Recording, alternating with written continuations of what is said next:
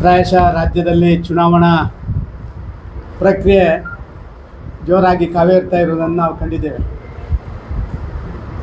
ಎಲ್ಲ 224 ಕ್ಷೇತ್ರಗಳ ಬೇರೆ ಬೇರೆ ಕ್ಷೇತ್ರಗಳಲ್ಲಿದ್ದಾಗೆ ಪುತ್ತೂರು ಕೂಡ ಒಂದು ಹೈ ವೋಲ್ಟೇಜ್ ಕ್ಷೇತ್ರ ಅಂತ ಹೇಳುವಂಥದ್ದನ್ನು ನಾವು ಈಗಾಗಲೇ ರಿಕಗ್ನೈಸ್ ಮಾಡಿದ್ದೀವಿ. ಭಾರತೀಯ ಜನತಾ ಪಾರ್ಟಿ ಇಡೀ ನಮ್ಮ ರಾಜ್ಯದಲ್ಲಿ ಅತ್ಯಂತ ಯಶಸ್ವಿಯಾಗಿ ಚುನಾವಣಾ ನಿರ್ವಹಣೆಯನ್ನು ಮಾಡ್ತಾ ಇರುವಂಥದ್ದನ್ನು ಕಂಡಿದ್ದೇವೆ. ನಮ್ಮ ರಾಷ್ಟ್ರೀಯ ನಾಯಕರುಗಳು ಪ್ರಧಾನಮಂತ್ರಿ ಮೋದಿಯಿಂದ ಹಿಡಿದು ಅಮಿತ್ ಶಾರಿಂದ ಹಿಡಿದು ನಡ್ಡಾರಿಂದ ಹಿಡಿದು ಎಲ್ಲರೂ ಕೂಡ ತಮ್ಮ ನಮ್ಮ ಪಕ್ಷದ ಪರವಾಗಿ ಪ್ರಚಾರಗಳನ್ನು ಪ್ರಾರಂಭ ಮಾಡಿರುವಂಥದ್ದು, ನಮ್ಮ ವಿರೋಧಿ ಪಕ್ಷದ ರಾಷ್ಟ್ರೀಯ ನಾಯಕರು ಕೂಡ ಅಲ್ಲಲ್ಲಿ ಬಂದಿರುವಂಥದ್ದು ನಾವು ಕಂಡಿದ್ದೇವೆ.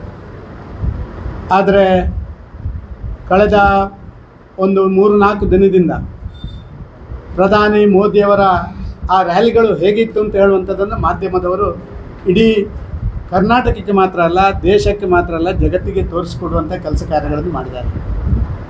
ನಾನು ಬ್ಯಾಂಗ್ಳೂರು ಲೋಕಸಭಾ ಕ್ಷೇತ್ರ, ಉತ್ತರ ಲೋಕಸಭಾ ಕ್ಷೇತ್ರದ ಸಂಸದ.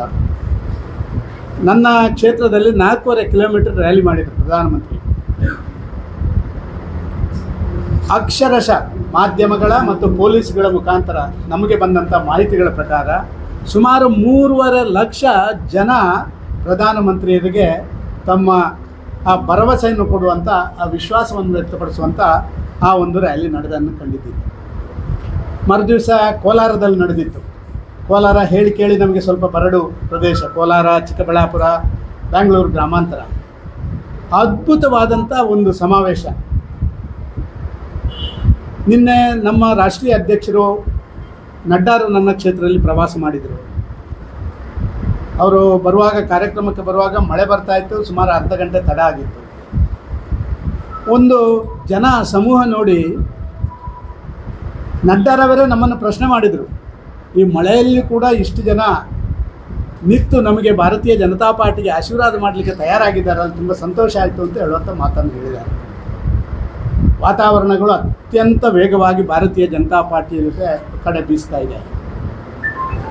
6ನೇ ತಾರೀಕಿಗೆ ನರೇಂದ್ರ ಮೋದಿಯವರು ಸುಮಾರು 32 ಕಿಲೋಮೀಟರ್ ರ್ಯಾಲಿ ಬ್ಯಾಂಗ್ಳೂರು ನಗರದಲ್ಲಿ ಮಾಡ್ತಾರೆ. ವೇಗವಾಗಿ ಭಾರತೀಯ ಜನತಾ ಪಾರ್ಟಿಯ ಕಡೆ ಬೀಸ್ತಾ ಇದೆ. 6ನೇ ತಾರೀಕಿಗೆ ನರೇಂದ್ರ ಮೋದಿಯವರು ಸುಮಾರು 32 ಕಿಲೋಮೀಟರ್ ರ್ಯಾಲಿ ಬ್ಯಾಂಗ್ಳೂರು ನಗರದಲ್ಲಿ ಮಾಡ್ತಾರೆ. 32 ಕಿಲೋಮೀಟರ್ ರ್ಯಾಲಿ, ಬೆಳಿಗ್ಗೆ 6 ಕಿಲೋಮೀಟ್ರು ಮತ್ತು ಉಳಿದಂಥ 26 ಕಿಲೋಮೀಟ್ರು ಮಧ್ಯಾಹ್ನ ನಂತರ ಅವರು ಮಾಡುವವರಿದ್ದಾರೆ. ಇದು ಜನರ ಅಪೇಕ್ಷೆ ಮೇಲೆ ಮಾಡ್ತಾ ಇರುವಂಥದ್ದು, BJP ಪರವಾಗಿ ಅಲ್ಲ. ಬೇರೆ ಬೇರೆ ಕಡೆಗಳಲ್ಲಿ ಅವರನ್ನು ನೋಡಬೇಕು ಅಂತ ಹೇಳುವಂಥ ಜನರ ಭಾವನೆಗೆ ಒತ್ತು ಕೊಡಬೇಕು ಅಂತ ಹೇಳುವಂಥ ಜನರ ಅಪೇಕ್ಷೆ, ನಮ್ಮ ಕಾರ್ಯಕರ್ತರ ನಿರೀಕ್ಷೆಗೆ ಅನುಗುಣವಾಗಿ ಈ ರೀತಿಯ ವ್ಯಾಪಕವಾದಂಥ ರ್ಯಾಲಿ ನಡೆಯುವಂಥದ್ದು.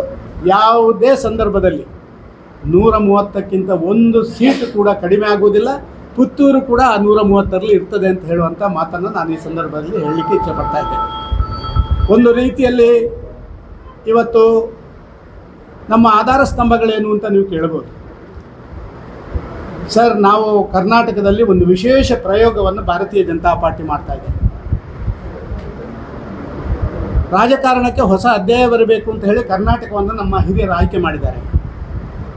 ಕರ್ನಾಟಕದಲ್ಲಿ ಭಾರತೀಯ ಜನತಾ ಪಾರ್ಟಿ 8 ವರ್ಷ ಆಡಳಿತ ಮಾಡಿತ್ತು.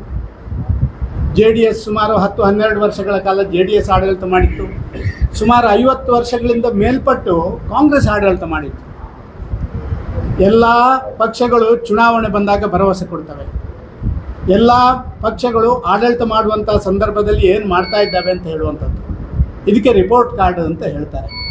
ಭಾರತೀಯ ಜನತಾ ಪಾರ್ಟಿ ನಿಶ್ಚಯ ಮಾಡ್ತು, ನಮ್ಮ 8 ವರ್ಷದ ರಿಪೋರ್ಟ್ ಕಾರ್ಡನ್ನು ನಾವು ಮಂಡನೆ ಮಾಡ್ತೀವಿ. JDS, ಕಾಂಗ್ರೆಸ್ ನಮಗಿಂತ ಹೆಚ್ಚು ಆಡಳಿತ ಮಾಡಿದ ನಿಮ್ಮ ರಿಪೋರ್ಟ್ ಕಾರ್ಡ್ ಕರ್ನಾಟಕದಲ್ಲಿ ಏನು ಅಂತ ನೀವು ಮಂಡನೆ ಮಾಡಿ. ಇದರ ಮೌಲ್ಯಮಾಪನ ಮತದಾರರು ಮತ್ತು ಜನ ಮಾಡಲಿ ಇಡೀ ರಾಜ್ಯದಲ್ಲಿ ಅಂತ ಹೇಳುವಂಥ ಹೊಸ ಒಂದು ರಾಜಕೀಯ ನಮ್ಮ ಚುನಾವಣಾ ಸೂತ್ರವನ್ನು ನಾವು ಇವತ್ತು ಮುಂದಿಟ್ಟಿದ್ದೀವಿ. ಕಾಂಗ್ರೆಸ್ನವರು ಕಂಗಾಲಾಗಿಬಿಟ್ಟಿದ್ದಾರೆ, JDSನವರು ಕಂಗಾಲಾಗಿಬಿಟ್ಟಿದ್ದಾರೆ. ಅವರ ಭರವಸೆಗಳು ಭರವಸೆಯಾಗಿಯೇ ಉಳಿದಿದೆ.